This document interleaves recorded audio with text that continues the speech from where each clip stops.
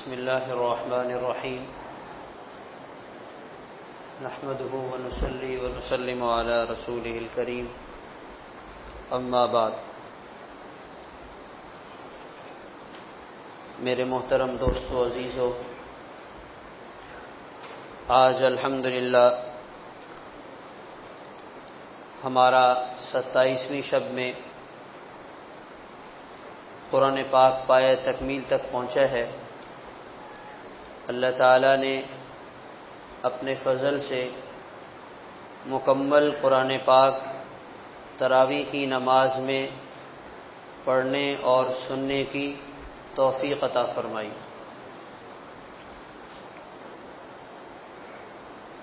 تمام تعریفیں اس رب کے لیے ہیں جس ذات نے آج ہم سب کو اس بابرکت گھڑی میں اپنے گھر میں جمع کیا۔ ہمارے دلوں میں ایک دوسرے کے لیے محبت والے، احترام والے، خیرخواہی والے جذبات ڈالے۔ جب لوگ ایک دوسرے سے جڑتے ہیں اور ایک دوسرے سے قریب آتے ہیں اور مل جل کر کام کرتے ہیں تو کام آسان ہو جاتا ہے۔ کوئی بھی ادارہ، کوئی بھی کاروبار، کوئی بھی دفتر اس کے بغیر نہیں چل سکتا۔ اللہ کا گھر ہے، اللہ تعالیٰ نے ہمیں بلایا ہے اور اللہ تعالیٰ نے ہمارے دلوں میں یہ جذبات پیدا کیے ہیں، اس لیے ہم سب سے پہلے اللہ تعالیٰ کا شکر ادا کرتے ہیں۔ الحمدللہ رب العالمین۔ پھر اس کے بعد ہمیں ہمارا دین یہ بھی بتاتا ہے کہ ہمیں اپنے رب کے شکر کے ساتھ ساتھ ان لوگوں کا بھی شکر ادا کرنا چاہیے جو کسی بھی خیر کے کام میں، جو کسی بھی نیکی میں، جو کسی بھی اچھائی میں ہمارے معاون بن جاتے ہیں۔ من لم یشکر الناس لم یشکر اللہ۔ جو لوگوں کا شکریہ ادا نہیں کرتا تو وہ اللہ کا بھی شکر ادا نہیں کرتا۔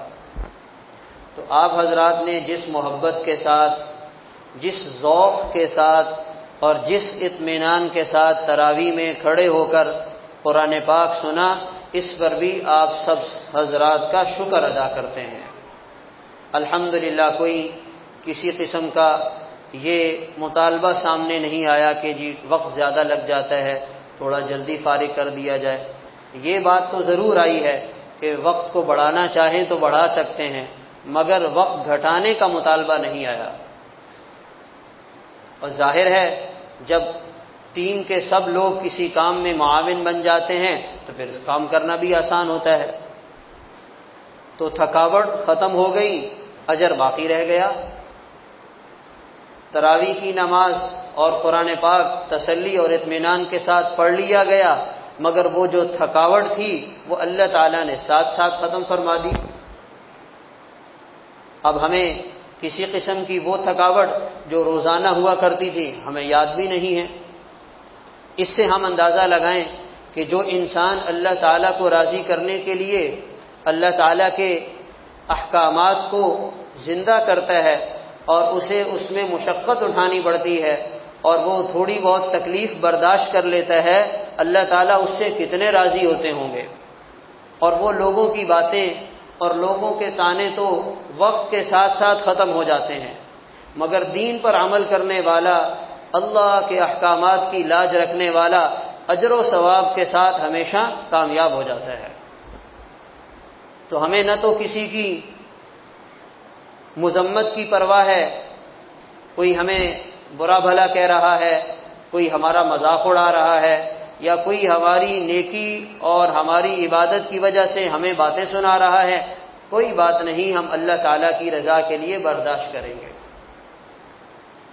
اور یہ ہمیں یاد رکھنا چاہیے، جتنا ہمارا دل صاف ہوگا، جتنی ہماری آپس میں محبت ہوگی، اللہ تعالیٰ کے ہاں ہماری عبادات کا اجر و ثواب بھی اتنا ہی بڑھ جائے گا۔ تو ہم رمضان کے اس مہینے کی بابرکت گھڑیوں سے فائدہ اٹھاتے ہوئے یہ عزم کریں کہ رمضان کا مہینہ تو چلا جائے گا، مگر ہم اس رمضان کے بعد اپنی زندگی کو دین کے ساتھ، اللہ رب العزت کے احکام کے ساتھ جوڑ کر چلیں گے، یہاں تک کہ ہماری پوری زندگی دین کے مطابق بن جائے۔ عزم کرتے ہیں انشاءاللہ، عزم ہوگا تو اللہ تعالیٰ آسان بھی فرمائیں گے۔ اس مجمع میں ماشاءاللہ کتنے خوش نصیب لوگ ایسے بیٹھے ہیں جنہوں نے یہ عزم کیا ہے کہ ہم رمضان کے بعد بھی اللہ کے گھر کو ویران نہیں چھوڑیں گے، ہم رمضان کے بعد بھی اللہ کے گھر کے ساتھ اپنا تعلق نہیں توڑیں گے، ہم رمضان کے بعد بھی اللہ کے حکم نماز کو پورا کرنے میں سستی نہیں کریں گے۔ الحمدللہ ایسے لوگ موجود ہیں، ایسے نوجوان موجود ہیں جن کا یہ جذبہ بنا، رمضان سے انہوں نے یہ سبق حاصل کیا، جیسے ہم اپنے گھروں کو سال بھر جاتے ہیں، اپنی دکانوں پہ سال بھر جاتے ہیں، اپنے دفتر سال بھر جاتے ہیں، ہم اللہ کے گھر بھی سال بھر اپنی حاضری کو یقینی بنائیں گے۔ جیسے سال بھر اللہ تعالیٰ کی نعمتوں سے ہم فائدہ اٹھاتے ہیں، یہ جسم اللہ کی بہت بڑی نعمت ہے، ہم اسے سال بھر استعمال کرتے ہیں، اللہ کی دی ہوئی نعمتوں کو سال بھر کھاتے ہیں، اس زمین سے فائدہ اٹھاتے ہیں، چاند سورج اور ستاروں کے نظام سے فائدہ اٹھاتے ہیں، زمین سے نکلنے والے نباتات سے فائدہ اٹھاتے ہیں، یہ سب کچھ اللہ نے ہمیں دیا۔ تو جب رب کریم کی ان تمام نعمتوں سے ہم فائدہ اٹھا رہے ہیں تو رمضان کے جانے کے بعد بھی ہم اس رب کے احکامات کو یاد رکھیں گے۔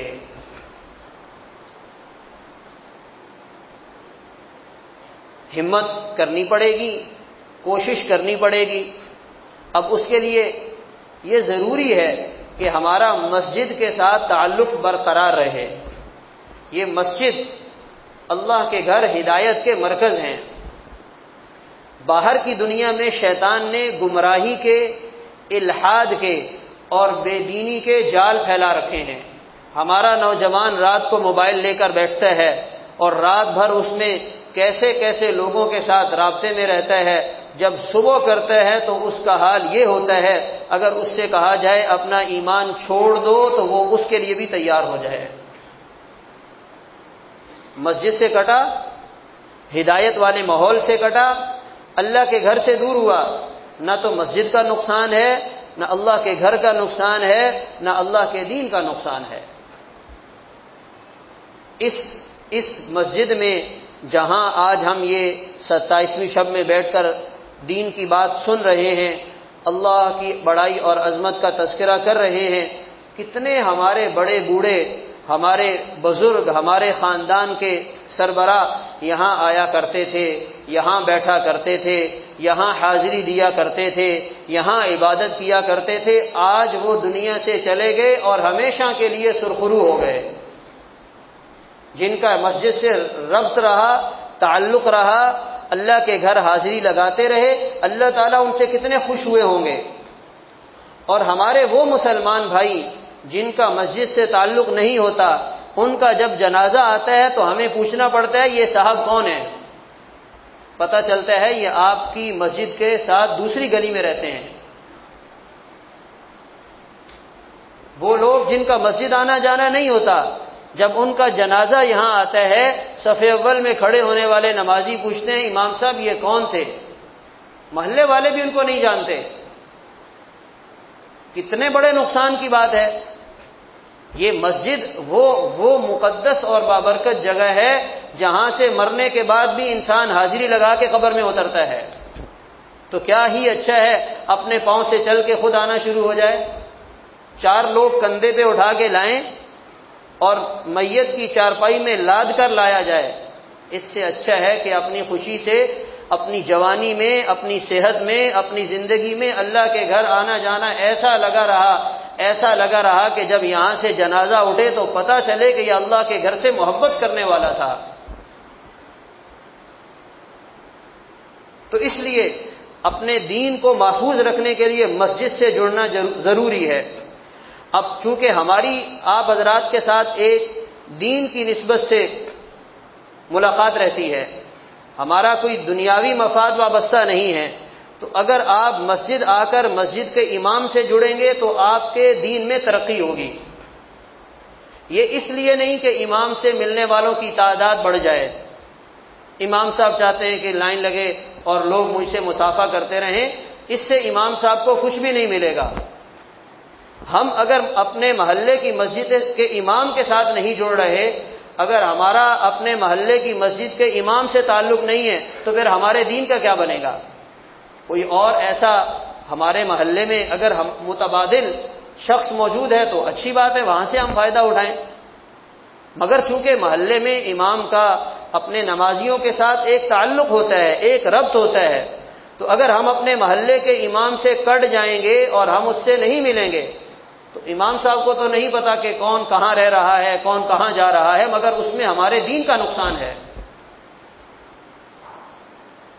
کوئی کسی قسم کا کسی سے کوئی دنیاوی مطالبہ نہیں ہوتا، اپنے آپ کو دین کے ساتھ جوڑنے کے لیے آج کے زمانے میں یہ آسان راستہ ہے۔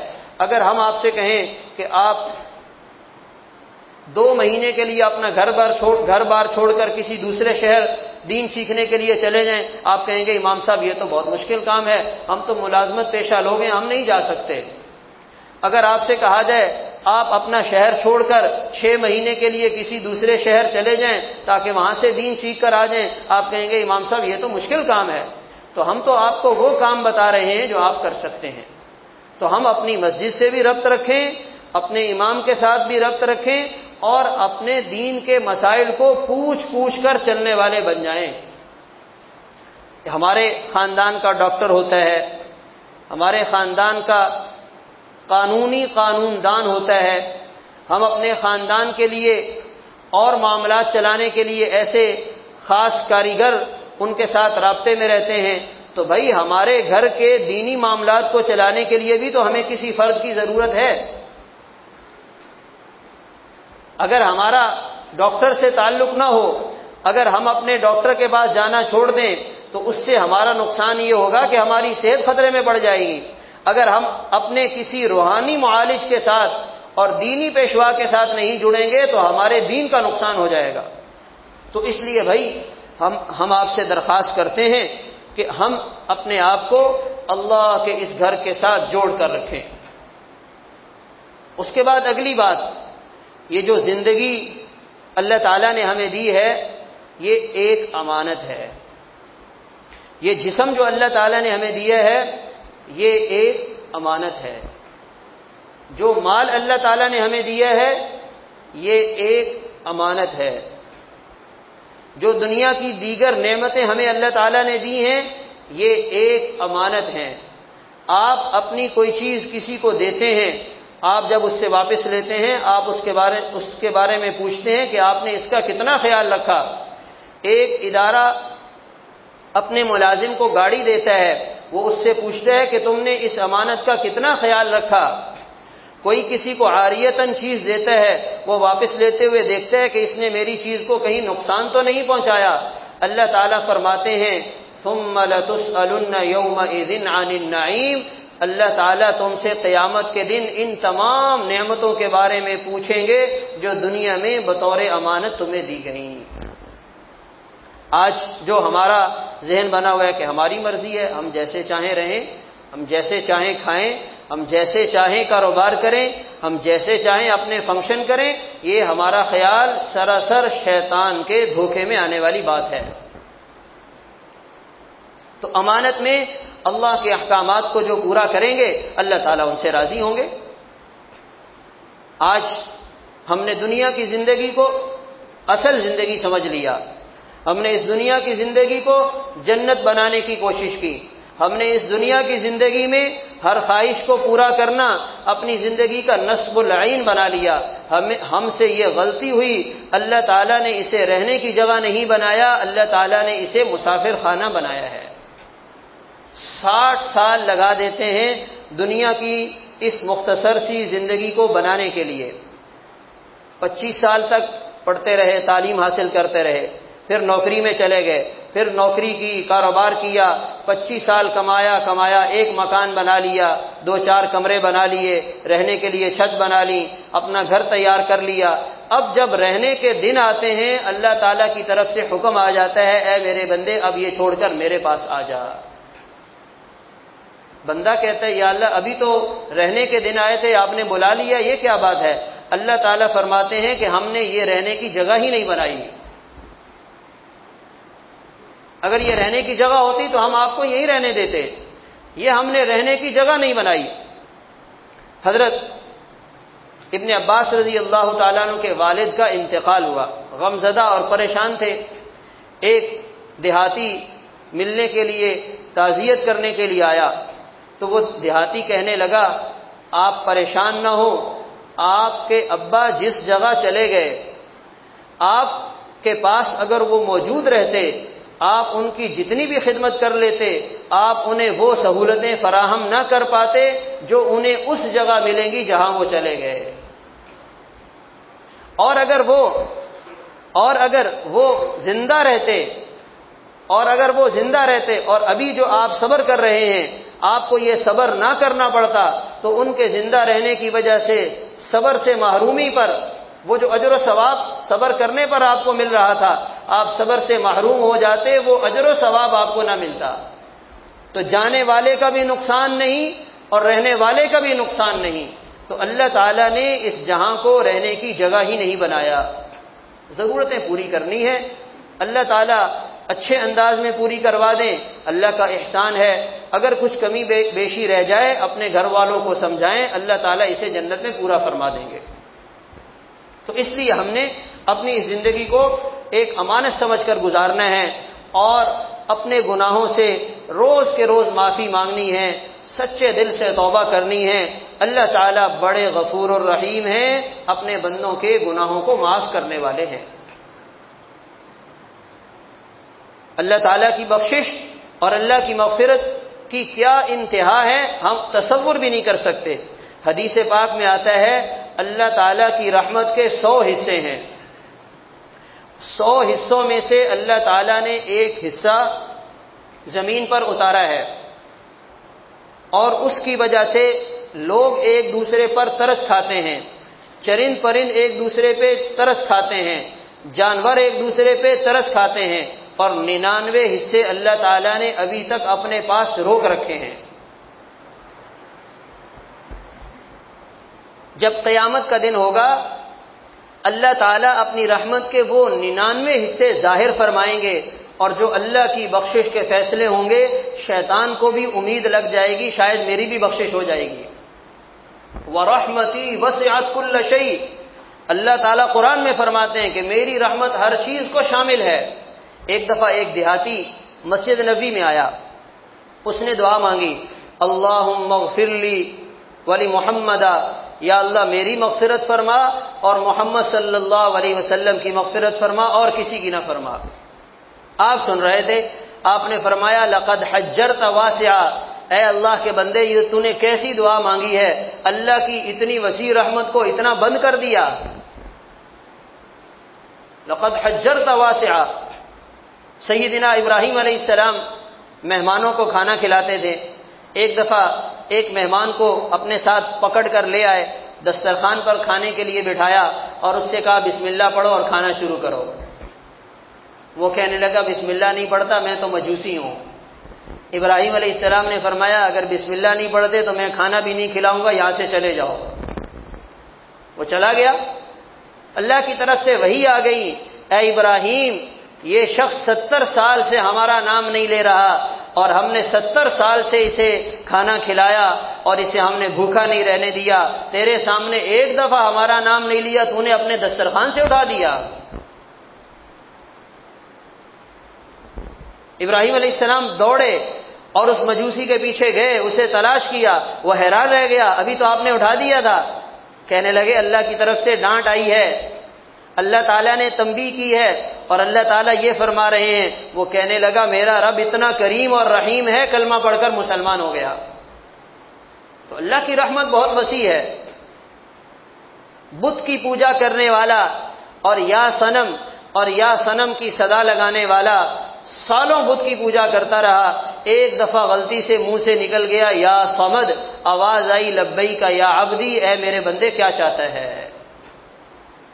اللہ تعالیٰ تو اتنے مہربان ہے، ان اللہ یغفر الذنوب جمیعا انہ هو الغفور الرحیم لا تقنطوا من رحمت اللہ ما يفعل اللہ بعذابکم۔ اللہ تعالیٰ فرماتے ہیں اے میرے بندو ہم تمہیں عذاب دیں گے، ہمیں کیا ملے گا؟ تو اس لیے ہمیں اللہ کی رحمت سے مایوس نہیں ہونا، اللہ کی رحمت کو محدود نہیں کرنا۔ شیطان مایوسی والے جذبات پیدا کرتا ہے، شیطان اللہ کی رحمت سے مایوس کرنے کی کوشش کرتا ہے۔ ہم جوانی کے زمانے میں ہو، ہم بڑھاپے کے زمانے میں ہو، ہماری زندگی کا آغاز ہو، ہماری زندگی اختتام کی طرف جا رہی ہو، ہر حال میں اللہ کی رحمت سے پر امید ہو کر روزانہ اپنے گناہوں کی اللہ تعالی سے بخشش مانگنی ہے۔ کرتے رہیں گے، مانگتے رہیں گے، دعا کرتے رہیں گے، چلتے رہیں گے، ایک وقت آئے گا اللہ تعالیٰ اس منزل تک پہنچائیں گے جہاں پہنچنا ہر انسان کی خواہش ہوتا ہے۔ اللہ تعالیٰ عمل کرنے کی توفیق عطا فرمائے۔